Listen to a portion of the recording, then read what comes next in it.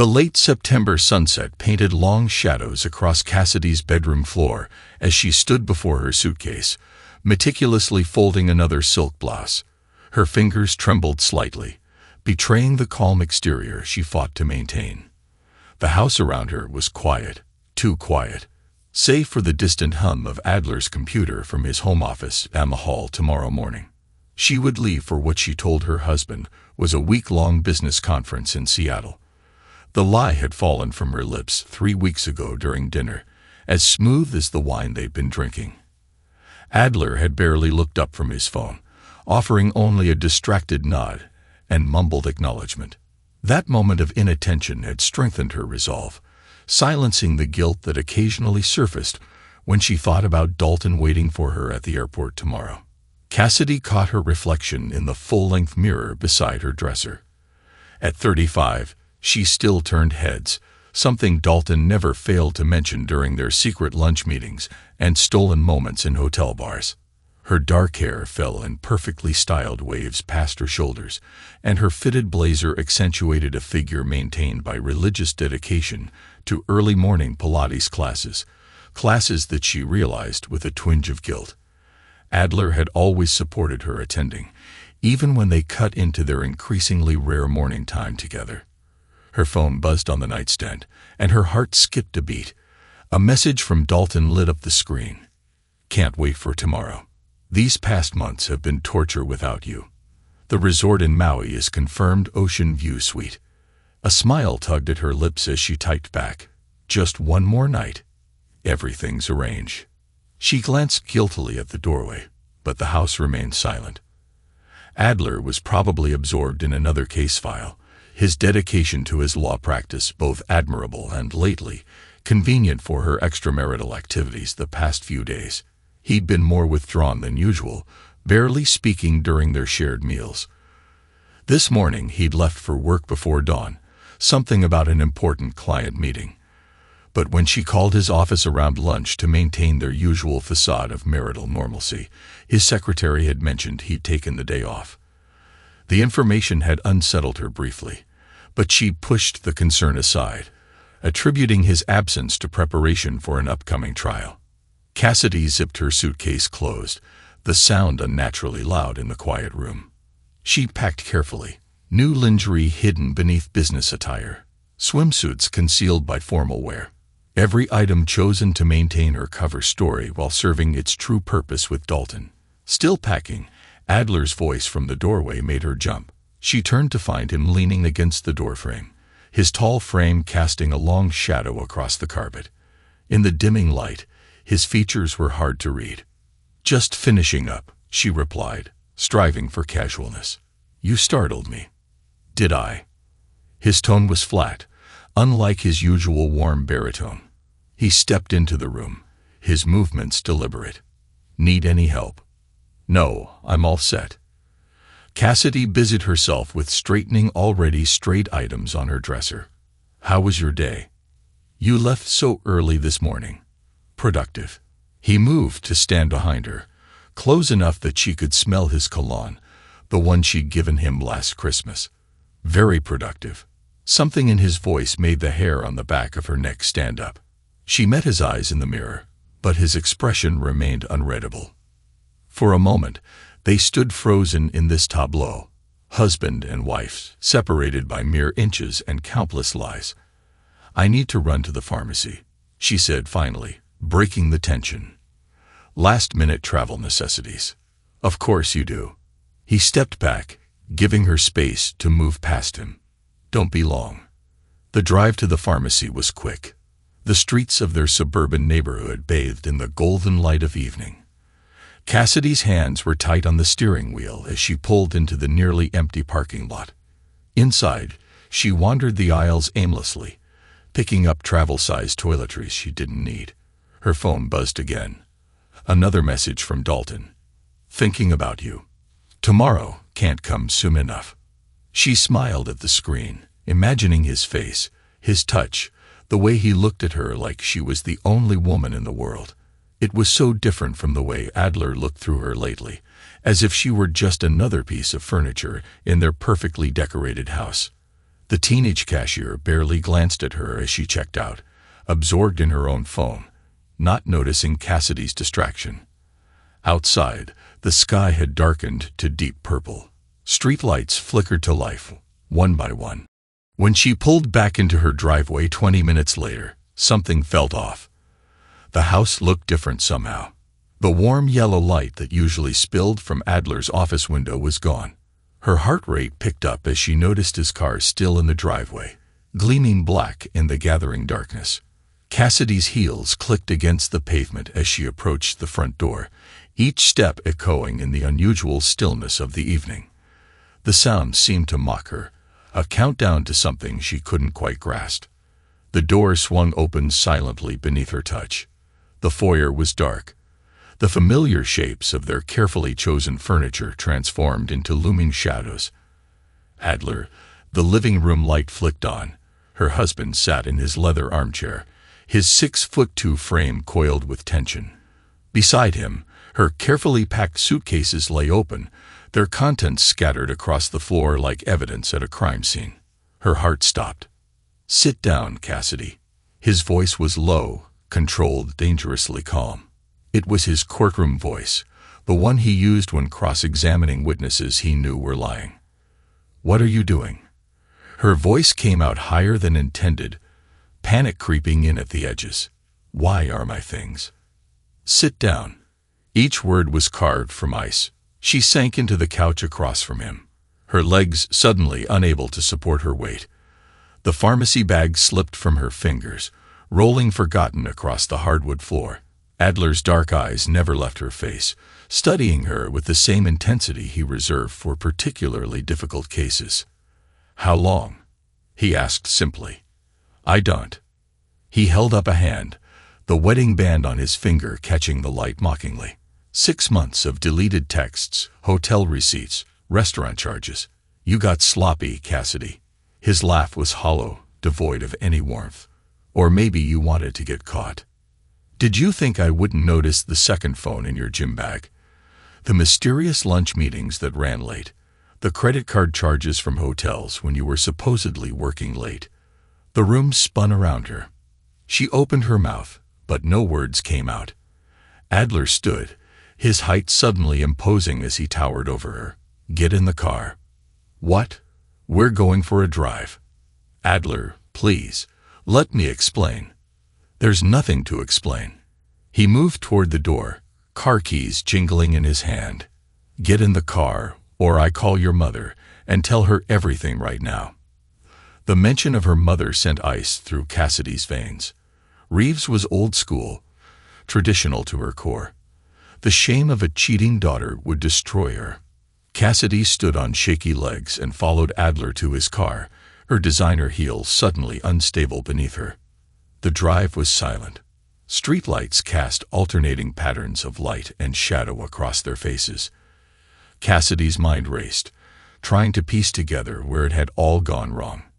She'd been so careful, or so she thought. Each deleted text, each carefully planned meeting with Dalton, each lie about working late.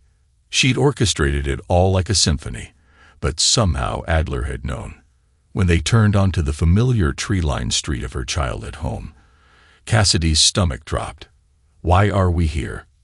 Adler didn't answer. He pulled into the circular driveway of the sprawling Victorian house where she'd grown up.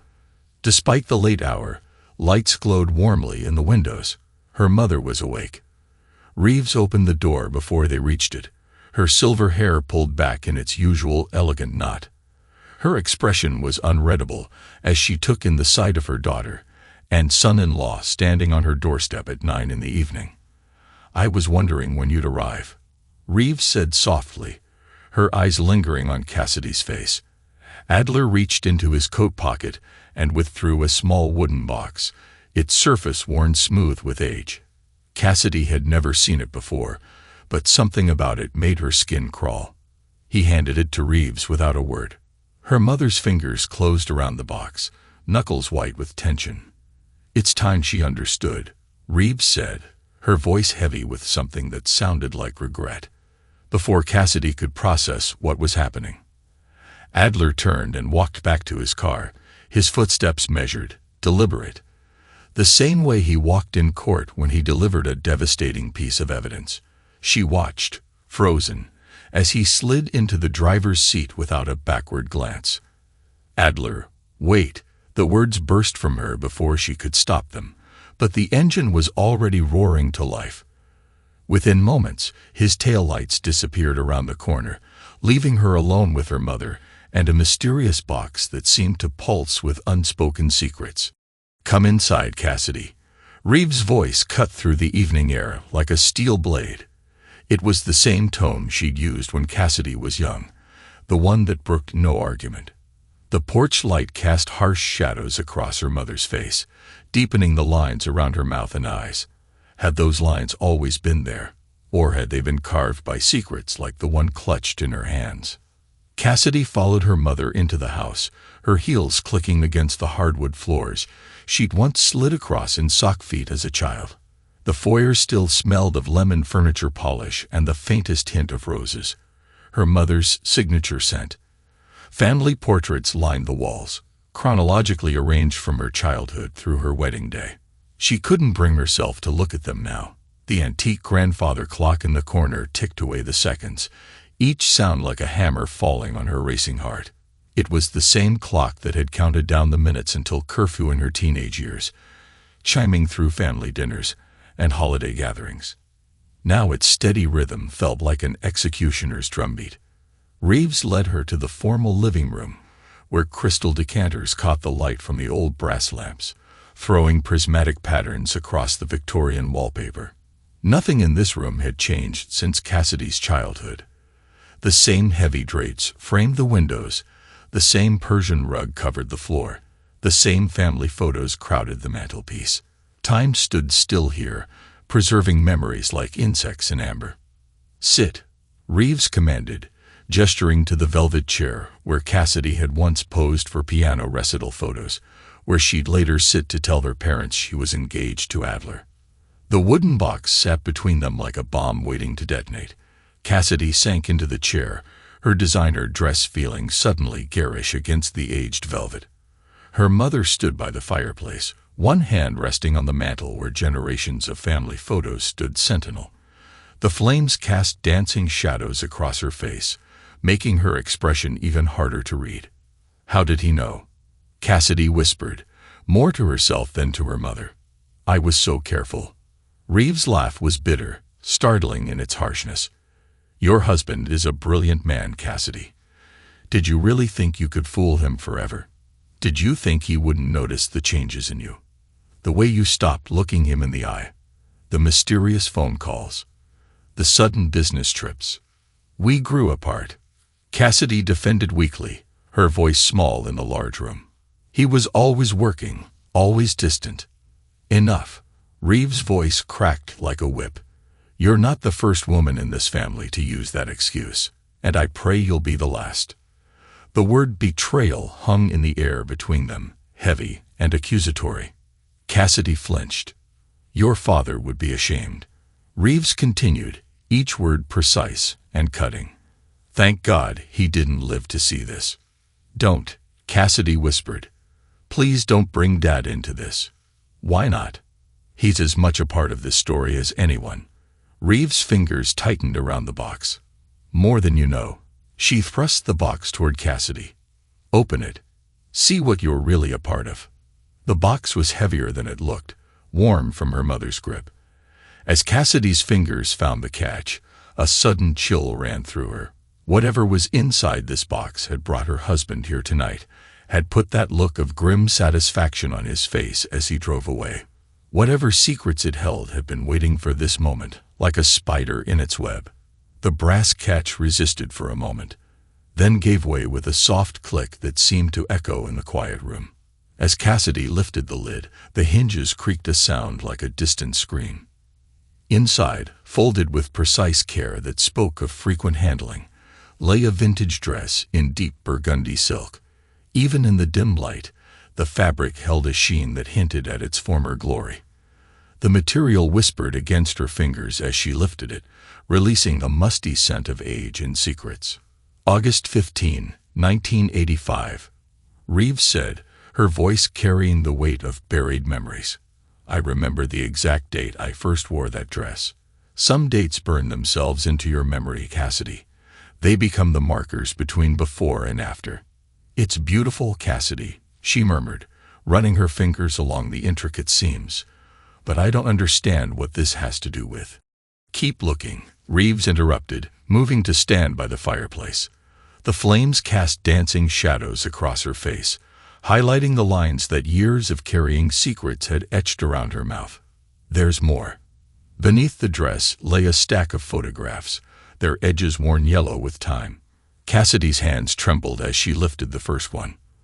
The image showed her mother, decades younger, wearing the same burgundy dress at what appeared to be a charity gala. She was laughing, head thrown back in genuine joy, while a man who definitely wasn't Cassidy's father held her close. He was handsome and a classic way, tall, dark-haired with an intimate smile that seemed meant only for Reeves. Who is he? Cassidy's voice cracked on the question. James Whittaker. Reeves moved closer, her fingers tracing the edge of the photograph. He was brilliant, charming, ambitious, and very married, just like your Dalton. Cassidy's head snapped up so fast her neck cracked. How did you know about Dalton? Reeves' laugh held no humor. Adler did his research thoroughly. Every hotel meeting, every secret phone call, every planned trip to Maui. He came to me 3 weeks ago, asking questions about our family history. That's when I knew it was happening again. What was happening again? The curse, Reeves said softly. The pattern we can't seem to break. Instead of explaining further, she pointed to the next photograph in the stack. This one showed her mother in the same dress, visibly pregnant, gazing up at James with undisguised adoration. The timestamp in the corner read December 1985. That understanding dawned slowly, like ice spreading across a pond. No, Cassidy whispered, her fingers going numb.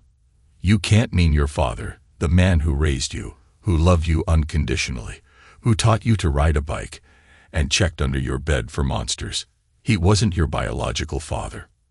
Reeves' voice was steady, but her hands trembled as she reached for the crystal decanter on the sideboard. James was. The room tilted dangerously. Cassidy gripped the edge of the chair, her knuckles white against the aged velvet. You're lying. Am I? Reeves poured 2 fingers of amber liquid into a crystal glass. Look in the mirror, Cassidy. Really look. You have his eyes, his smile. I see him every time I look at you. So did Howard. Howard, Cassidy repeated numbly. The name felt foreign on her tongue.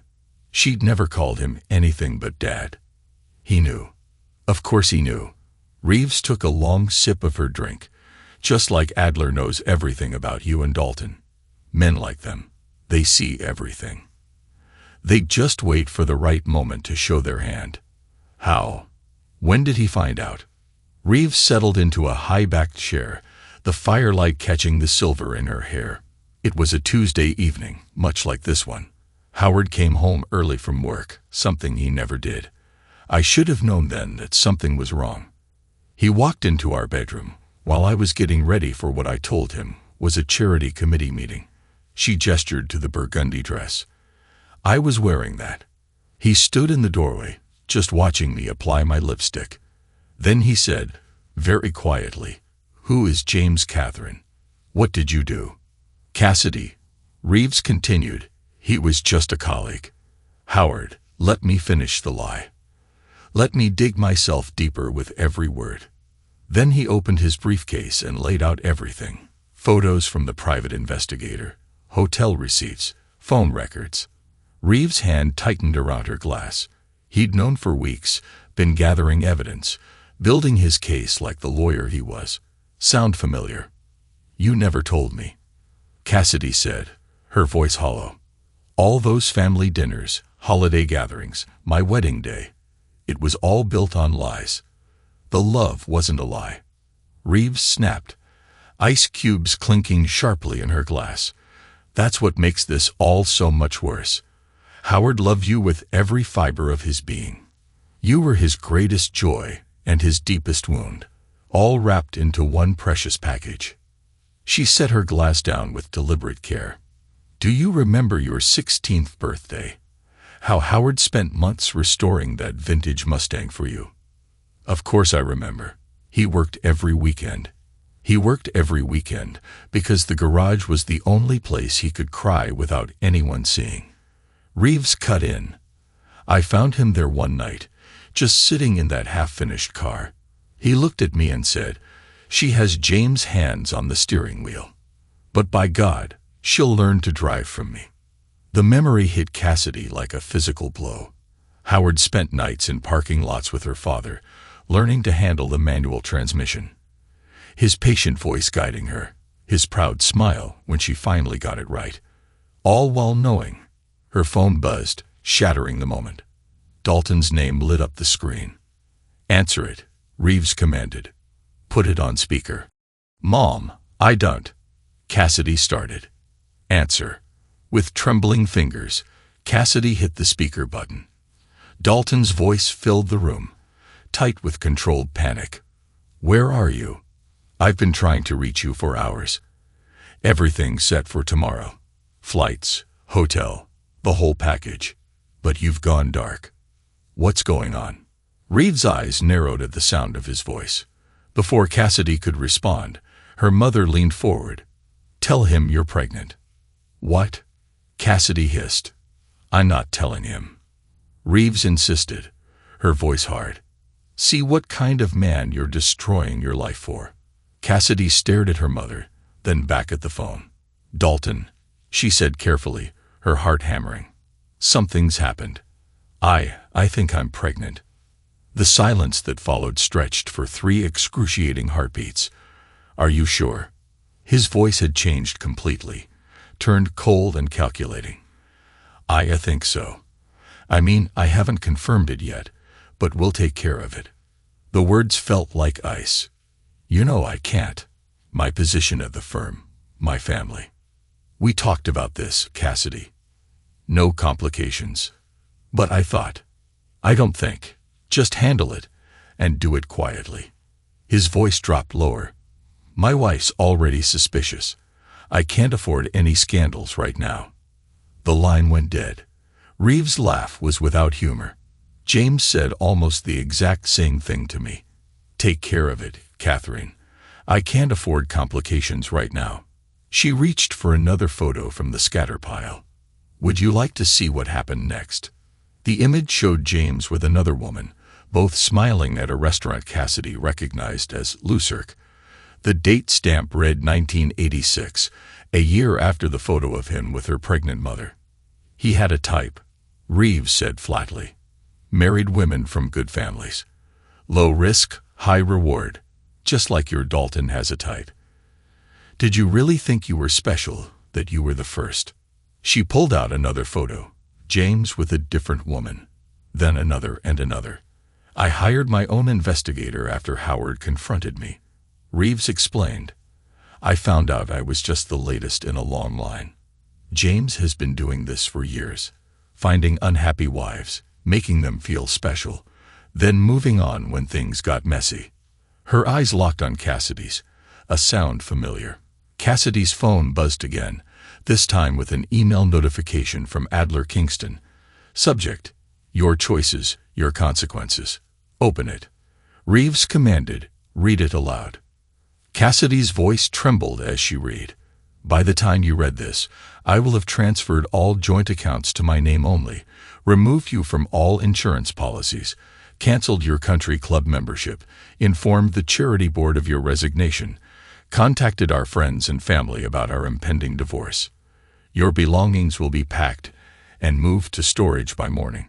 The address will be sent to your mother's house. Don't attempt to contact me. Don't try to explain. Every word you've spoken for the past 6 months has been a lie. Nothing you say now will change that. You chose your path. Now walk it alone." "Adler, he's been planning this," Cassidy whispered. "All this time. Of course he has. Just like Howard planned every detail of my downfall." Reeves stood, moving to a small writing desk in the corner. "Would you like to see the letter your father left me?" Reeves unfolded the letter with practiced care, as if she'd read it countless times before. The paper was thin with age, the creases well worn. "Howard wrote this the night he discovered everything," she said, smoothing the paper with trembling fingers. "I found it on my vanity table right next to this cursed dress. Listen carefully, Cassidy. This is your future speaking. By the time you read this, I will have dismantled every aspect of the life we built together. The only thing I cannot erase is our child, the innocent result of your betrayal. I will remain in this marriage for appearance's sake. I will raise this child as my own, but make no mistake, we are finished. The woman I loved died the moment I saw those photos. Don't bother trying to explain. Every explanation is just another lie. Howard." Cassidy's phone erupted with notifications before she could respond. Text messages flooded in, each one a new blow from Marin. "There's a moving truck outside your house. Cassidy, what's happening?" From her sister Autumn. "How could you do this to Adler? Don't bother coming to Sunday dinner anymore." From her boss. "Need to see you first thing tomorrow. Urgent matter regarding your position." "He's erasing me," Cassidy whispered, watching the messages pile up. "Everything we built." "No," Reeves corrected sharply. "He's executing justice. There's a difference." She moved to the window, staring out into the darkness. Howard did the same thing. Within 24 hours, he had frozen all our accounts, canceled my credit cards, informed our entire social circle, removed me from every club membership, charity board, and social committee. Called my family to tell them exactly what I'd done. She turned back to Cassidy. "The difference is Howard stayed for you. Adler has no such obligation. He's free to cut you out completely." Cassidy's phone rang again. Dalton, her finger hovered over the ignore button. "Answer it," Reeves commanded. "Let's hear what your future has to say now." Cassidy put the phone on speaker just as another email notification appeared, this one from Dalton's wife, Eleanor. The subject line read, "Found he's interesting." "Dalton," Cassidy answered, her voice shaking. "You vindictive." He snarled, all pretense of affection gone. "Did you send those photos to Eleanor yourself? Trying to force my hand?" "What?" "No, she's everything. Every text, every photo, every hotel receipt. My partners have been called for an emergency meeting tomorrow morning. Do you have any idea what you've done?" "I didn't send. My teenage children are going to see these photos. Their friends' parents are on the charity board with Eleanor. Do you understand what this means?" Reeves picked up another photo from the floor, this one showing James at a school function, deliberately turning away from her mother. "Your reputation is gone," Dalton continued, his voice cold. "You try to drag me down with you. Well, congratulations. You've ruined everything. Dalton, please don't contact me again. Ever. I've already told Eleanor it was all you. You pursued me. You manipulated the situation. She'll believe me. I've got 12 years of marriage and 3 kids. What do you have? A moving truck in your driveway." The line went dead. "Familiar," Reeves mused, swirling the ice in her glass. "James said almost the same things. You're hysterical, Catherine. Nobody will believe you over me. I've got a wife, a career, reputation." She smiled bitterly. He was right. Nobody did believe me. Another email notification lit up Cassidy's phone from her firm's HR department. "Dear Ms. Kingston, due to recent events and the dissolution of our partnership with Kingston Law, your position at Maxwell and Partners has been terminated effective immediately. Please do not report to the office. Your personal items will be shipped to the address on file. We wish you the best in your future endeavors." "How did he move so fast?" Cassidy whispered, staring at the screen. "He's been moving pieces in place for weeks," Reeves replied. "Just like Howard did. Men like them. They don't act on impulse. They plan, they prepare, they execute." She picked up the burgundy dress, holding it up to the firelight. "You know what the worst part is? The part that will haunt you for years to come. Cassidy looked up, tears blurring her vision. You'll never know if it was worth it. Every memory with Dalton will be tainted by what you lost. Every moment of passion will be overshadowed by the destruction it caused. You'll lie awake at night, replaying every decision, every choice that led you here, and you'll never be sure if those stolen moments of happiness were worth the lifetime of regret that followed. Another text lit up Cassidy's phone from the head of their country club's social committee. Emergency meeting called. Your membership has been revoked. Eleanor Prescott will be taking over your position as event chair. They're choosing sides already. Cassidy whispered, watching the notifications multiply. How did everyone find out so quickly? Adler didn't just plan the logistics. Reeves explained, settling back into a chair. He planned the narrative. Right now, across town, every influential person in your social circle is getting a carefully crafted message. Not from him directly, of course. He's too smart for that. She reached for another photograph, this one showing a young Howard at a social function, deliberately turning his back on Reeves. By tomorrow morning, you'll be the cautionary tale at every coffee meeting, every tennis match, every lunch reservation. The whispers will follow you everywhere. Cassidy's phone buzzed again. A message from their neighbor. Moving trucks just left. The house is empty. Call me if you need anything. Though I understand if Adler doesn't want you to have contact with us anymore. The house. Cassidy stood abruptly. He can't just. Reeves cut in. Whose name is on it? Cassidy sank back down as realization hit. The house had been Adler's before their marriage. She'd never insisted on adding her name to the deed, trusting in there forever. Your car, Reeves continued mercilessly. The lease is probably through his firm. Your health insurance, his family's policy. Your social standing, his connections. You spent 6 months building a fantasy with Dalton, while Adler spent those same months systematically preparing to dismantle every aspect of your life. As if on cue, Cassidy's phone lit up with an email from their family doctor. Due to the termination of your insurance coverage, we'll need to cancel your upcoming appointments. It's not just material things, Reeves warned. Reaching for the stack of photos again. Watch what happens to your friendships. Women you thought were close confidants will vanish. They'll side with Adler partly because he's the wrong party, but mostly because their husbands do business with him. She spread out several photos, creating a timeline of isolation. This was my life after Howard exposed the affair. Photo by photo, you can see my world shrinking. This Christmas party. Last one I was invited to. This charity luncheon. They asked me to resign my position. This school function. The other mothers wouldn't let their children play with you, but you stayed married. Cassidy, she protested weakly. Dad stayed. Howard stayed because of you, Reeves corrected sharply. And believe me, there were days that were worse than divorce. Living with a man who could barely look at you, who flinched at your touch, who spoke to you only when absolutely necessary. Do you know what it's like to live for 20 years with someone who hates you? Before Cassidy could respond, her phone chimed with a calendar notification. Reminder, Kingston family Sunday dinner canceled permanently. Your sister will side with him.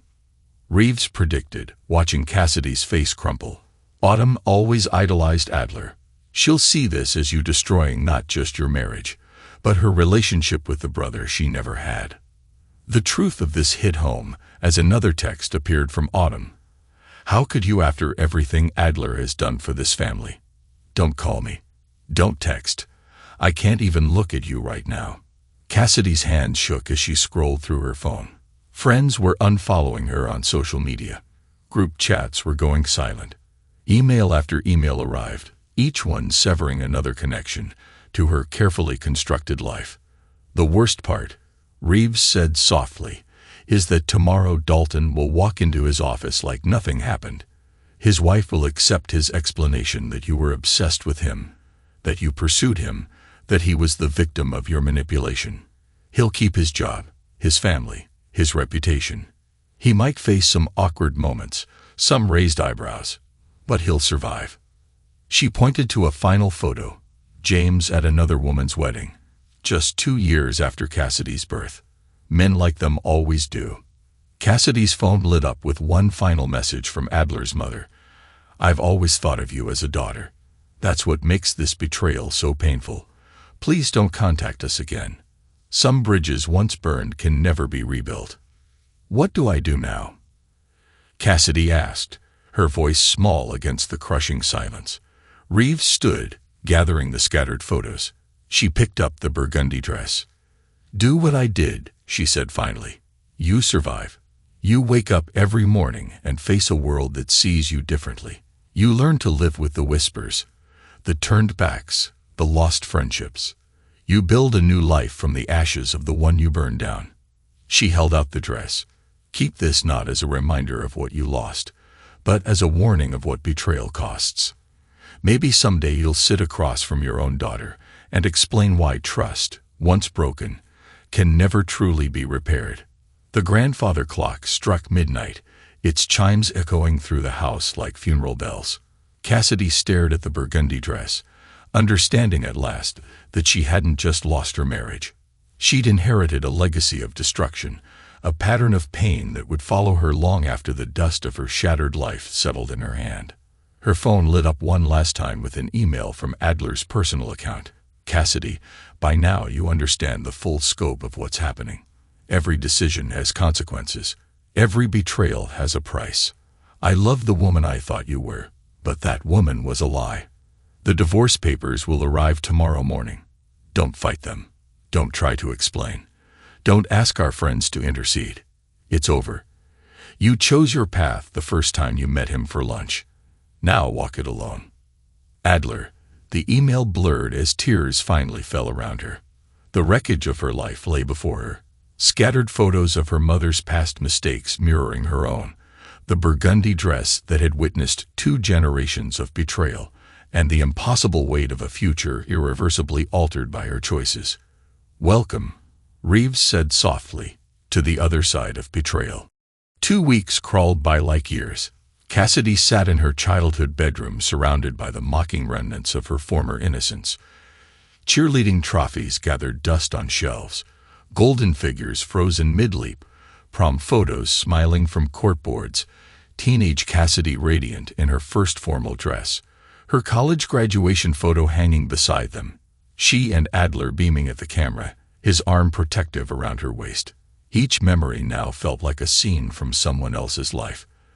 The thick manila envelope that arrived that morning lay unopened on her old desk, its crisp edges and formal typing announcing its purpose: divorce papers.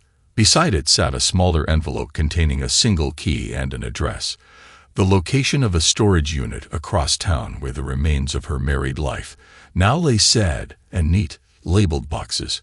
Her mother's house had become both sanctuary and prison. The same walls that had witnessed her childhood dreams now held her adult nightmares.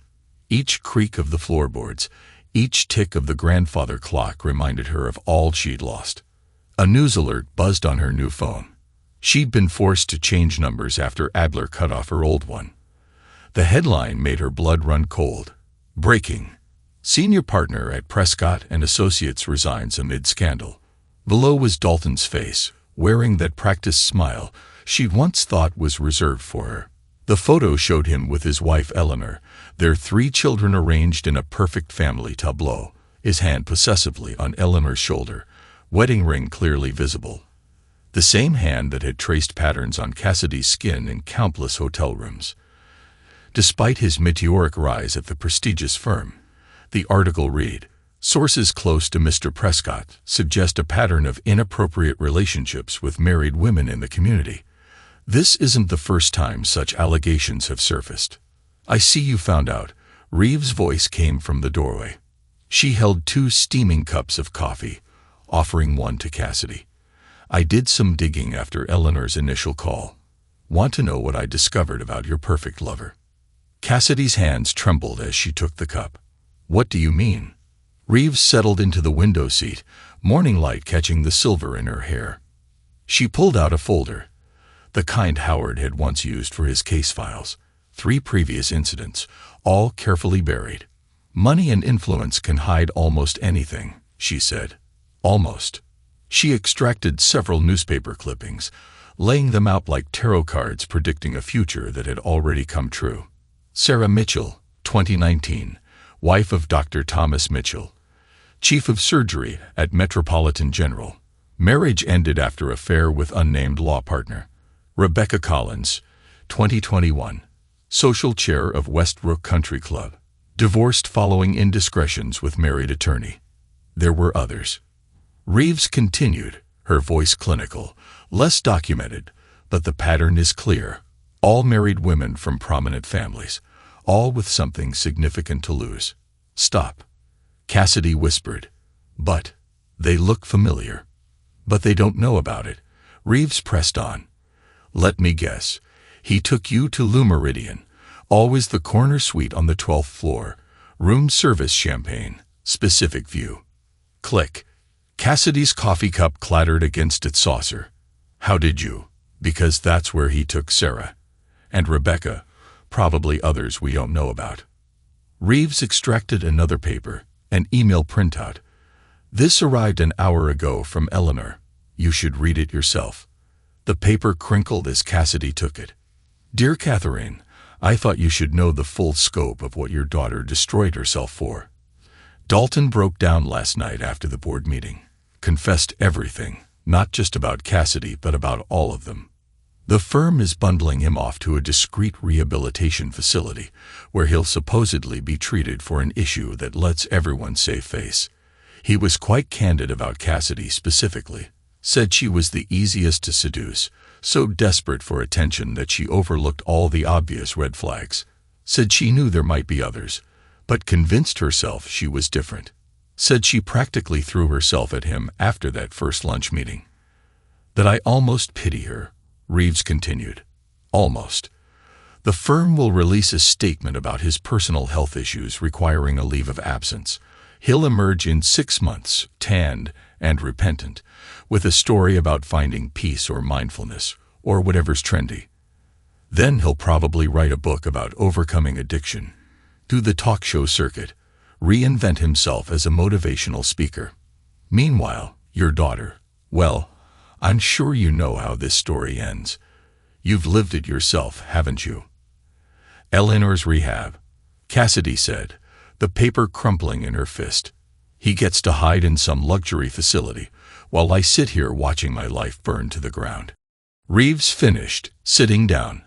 Her coffee cup clinked sharply. Of course he does. Men like Dalton always find soft places to land. Rehab, therapy, spiritual awakening, whatever shelter. Let them wait out the storm. She pulled out her iPad, opening a browser. Look at this. 3 hours ago, Prescott and Associates released their official statement. The firm's sleek website displayed a carefully worded message. Our colleague Dalton Prescott has taken a leave of absence to address personal health concerns. We support his decision to seek treatment and look forward to his eventual return.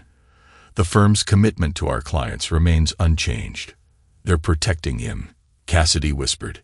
Just like James's firm protected him. Reeves' laugh was bitter.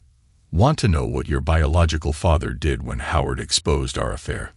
Volunteered for Doctors Without Borders, spent 6 months vaccinating children in Africa, came back with a tan, and a dramatic story about finding his purpose. His wife took him back. His practice flourished. The whispers died down. She opened another tab, showing a decades-old newspaper clipping. James beams from the photo, accepting an award for humanitarian service. This was taken 8 months after I told him I was pregnant with you. Look at his face. Do you see any trace of guilt? Any sign that he destroyed a family? Did you ever confront him after he came back? Once, Reeves' fingers tightened around her coffee cup. I waited outside his office, wanted him to at least acknowledge you existed. Nobody said, Catherine, you need to move on. We both made mistakes, but I found forgiveness. Perhaps you should try therapy. A sharp knock at the bedroom door made them both jump. Autumn stood in the doorway, her face hard. I came to get Dad's fishing gear, she said, not quite looking at Cassidy. Adler said, I should take it before she. Trailing off. Before what? Cassidy asked. Before he leaves for London, the firm sending him to head the new international office. Autumn's voice turned sharp. Congratulations, sister. You managed to drive him not just out of your marriage but out of the country. Autumn, please save it. She pulled out her phone, holding up a screen full of text messages. Dalton's wife sent these to everyone at the club. Every message between you and her husband, every hotel receipt, every little lie you told Adler while you were sneaking around. She scrolled through the messages, each one a fresh wound. Look at this one. Missing you already. Last night was perfect. Sent on Dad's birthday. While we were all at his grave, you were with him, Autumn said. I can explain. Explain what? How? You're just like Mom. How you couldn't help betraying the best man you'll ever know. Autumn's voice cracked. Adler loved you. He would have done anything for you, and you threw it away for a man who's hiding in rehab while you take all the blame. She thrust a thick envelope at Cassidy. Here, the final papers from the estate lawyer. Dad's fishing cabin goes to me now. The trust fund reverts to the Kingston family. Even Grandma's jewelry has to be returned. Howard planned for everything. Reeves murmured from her seat. Of course he did. He saw this coming the day Cassidy was born. Blood will tell. He used to say, guess he was right. She turned to leave, then paused. Oh, and Cassidy, don't bother coming to any more family events as far as the Kingston family is concerned. You never existed. The doors slammed behind her, the sound echoing through the house like a judge's gavel. After Autumn left, Cassidy's laptop chimed with a new email from Marin, her former assistant. I shouldn't be telling you this, but you deserve to know. Dalton's rehab is a $50,000 a month resort in Arizona. Eleanor is already planning his comeback tour. Talk shows, podcast appearances, a book deal about overcoming addiction and finding redemption. But that's not the worst part. We found his other phones, plural. There was someone at his gym, another at his children's school, even one of Eleanor's friends, all married, all happening while he was with you. Dalton had a system, Cassidy. The same restaurants, same hotels, same lines. I found receipts going back years. You weren't special, you were just next in line. I'm sorry. Mayor, Cassidy repeated numbly, like I was just another project.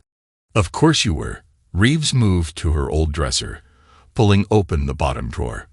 She extracted a faded leather planner. Look familiar. Cassidy took it, her hands shaking. Inside, in James's precise handwriting, was a dating history that mirrored Dalton's playbook perfectly. First meeting. Always lunch, always public. Second meeting. Drinks after work. Mentioned marriage troubles. Third meeting. First kiss. Let her initiate hotel selection. High-end discreet staff. Room service. Exit strategy. Clean break when things get complicated. He kept notes, she explained. James was a surgeon. He approached everything methodically. Cassidy whispered, like it was a business plan. James was a surgeon. He approached everything methodically, Reeves reiterated. Howard found this when he hired the investigator. Want to know how many women came before me? How many came after? She spread out photographs across the bed. Different women, different years, but always the same scenario.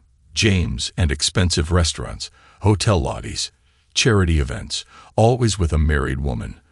Always with that same practiced smile. 5 before me, Reeves continued. 3 during, 2 after that we know of. She picked up one photo. James at a medical conference, his arm around a colleague's wife. This was taken the week I told him I was pregnant with you. He said he was too busy to meet. Now we know why. Cassidy's phone buzzed with a text from an unknown number.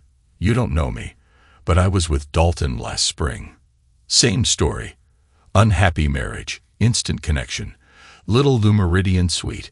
He even used the same pet names he used with you. There's a group of us. You know, we needed a coffee shop downtown.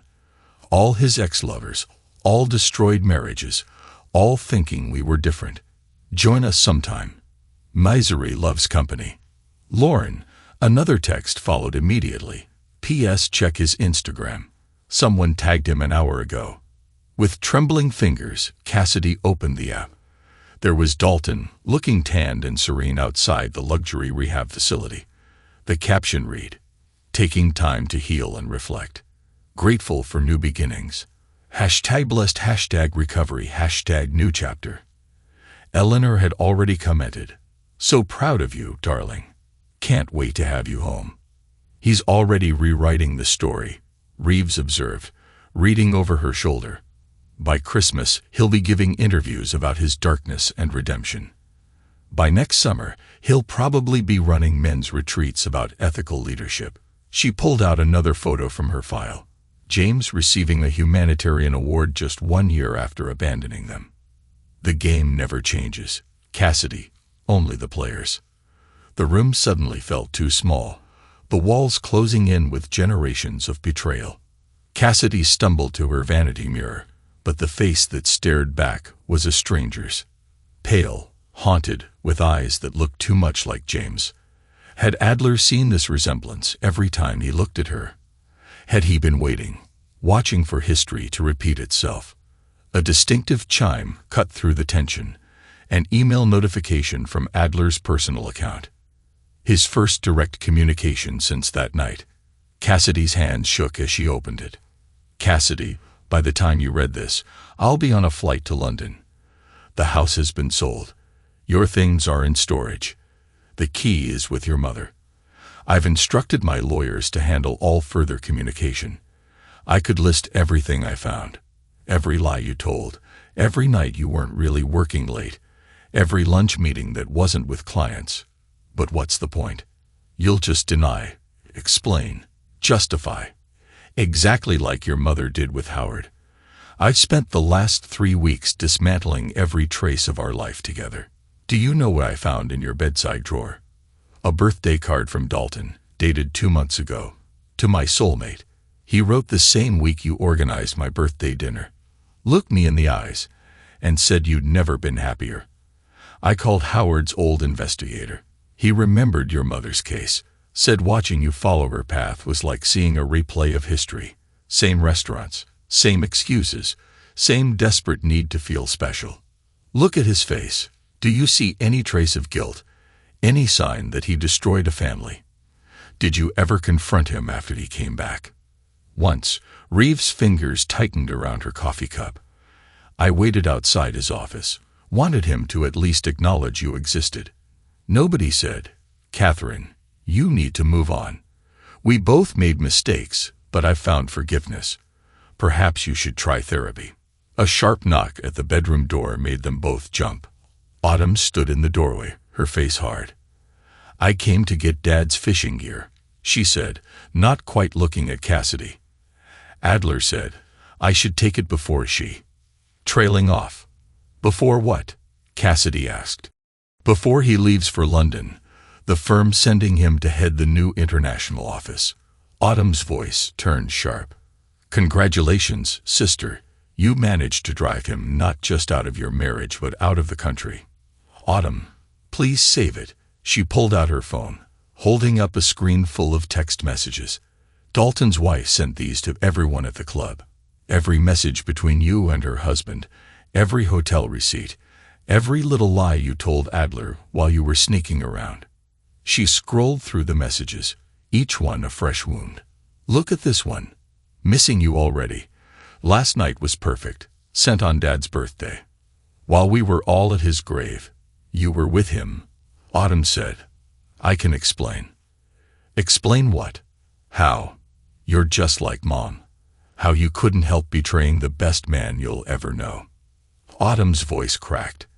"Adler loved you.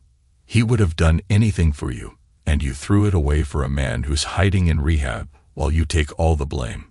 She thrust a thick envelope at Cassidy. "Here, the final papers from the estate lawyer. Dad's fishing cabin goes to me now. The trust fund reverts to the Kingston family. Even Grandma's jewelry has to be returned." "Howard planned for everything," Reeves murmured from her seat. "Of course he did. He saw this coming the day Cassidy was born. Blood will tell. He used to say, Guess he was right. She turned to leave, then paused. Oh, and Cassidy, don't bother coming to any more family events. As far as the Kingston family is concerned, you never existed. The doors slammed behind her, the sound echoing through the house like a judge's gavel. After Autumn left, Cassidy's laptop chimed with a new email from Marin, her former assistant. I shouldn't be telling you this, but you deserve to know. Dalton's rehab is a $50,000 a month resort in Arizona. Eleanor is already planning his comeback tour, talk shows, podcast appearances, a book deal about overcoming addiction and finding redemption. But that's not the worst part. We found his other phones, plural. There was someone at his gym, another at his children's school, even one of Eleanor's friends, all married. All happening while he was with you. Dalton had a system, Cassidy. The same restaurants, same hotels, same lines. I found receipts going back years. You weren't special, you were just next in line. I'm sorry. Like I was just another project, Cassidy repeated numbly. Of course you were. Reeves moved to her old dresser, pulling open the bottom drawer. She extracted a faded leather planner. Look familiar. Cassidy took it, her hands shaking. Inside, in James's precise handwriting, was a dating history that mirrored Dalton's playbook perfectly. First meeting, always lunch, always public. Second meeting, drinks after work, mentioned marriage troubles. Third meeting, first kiss, let her initiate hotel selection, high-end discreet staff, room service, exit strategy, clean break when things get complicated. He kept notes, she explained. James was a surgeon. He approached everything methodically. Cassidy whispered, like it was a business plan. James was a surgeon. He approached everything methodically. Reeves reiterated. Howard found this when he hired the investigator.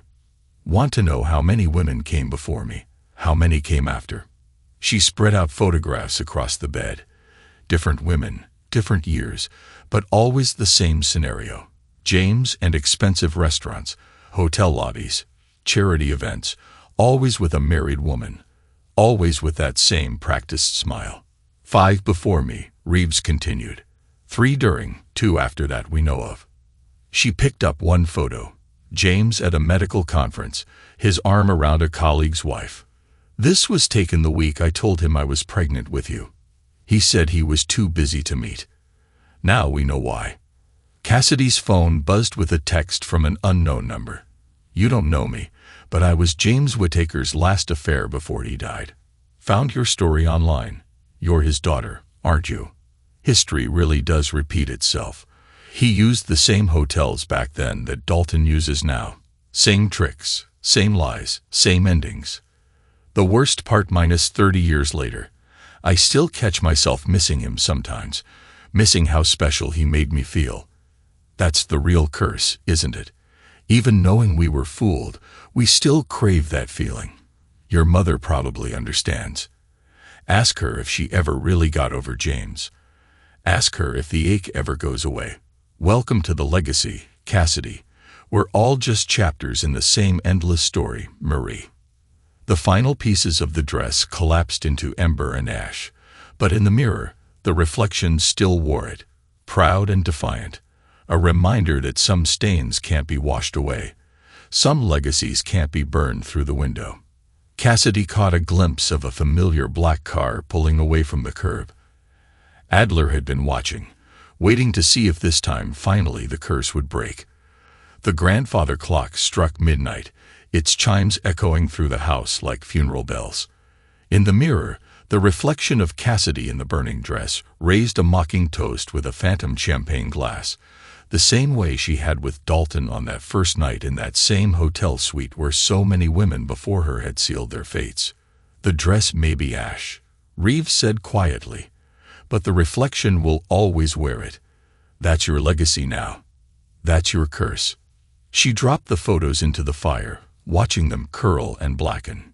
Your story isn't over, Cassidy, but the ending was written long before you met Dalton, long before I met James. We're all just playing parts in a tragedy that keeps repeating. generation after generation.